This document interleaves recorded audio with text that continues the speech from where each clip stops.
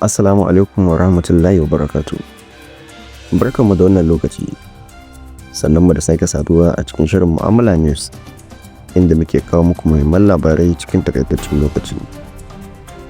Ga kanin labaranmu na yau. Shugaban Najeriya Bola Ahmed Tinubu ya bayar da umarnin gudanar da bincike kan wata sabuwar hukumar gwamnati ta boge da aka gano tana aiki ba bisa ka'ida ba. Rahotanni sun ce hukumar mai suna National Brands Development and Made in Nigerian Special Project Office tana aiki da wani ofishin gwamnati, kuma an dakatar da manyan jami'an gwamnati guda 3 yayin da ake gudanar da bincike. Haka kuma an bayar da umarnin kama mutumin da ake zargi da kafa hukumar.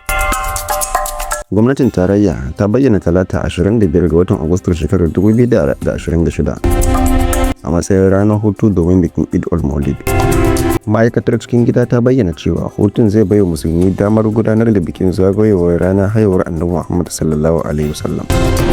Iyalan wasu yaran da aka sace a yankin Musa da ke jihar Borno sun sake neman gwamnatin Najeriya da ta ƙara ƙoƙarin ceto 'ya'yansu. Rahotanni sun ce kusan yara 45 har yanzu ba san inda suke ba bayan an sace su daga makarantu. Iyalan sun bayyana damuwarsu, suna cewa suna rayuwa cikin fargaba yayin da suke jiran dawowar 'ya'yansu. A fannin wasanni kuma, tawagar mata ta Najeriya ta fuskanci Mozambique a wasan kusa da na ƙarshe na African Beach Volleyball Championship da ake gudanarwa a Alexandria, wato Masar. Wasan na da matuƙar muhimmanci saboda wanda ya yi nasara zai samu damar zuwa wasan ƙarshe na gasar. Ana ci gaba da samun rahotanni kan mummunan hatsarin kwale-kwale da ya faru a Goronyo na jihar Sokoto. Rahotanni sun tabbatar da cewa mutane da dama sun rasa rayukansu, musamman yara, yayin da ake ci gaba da aikin ceto da bincike.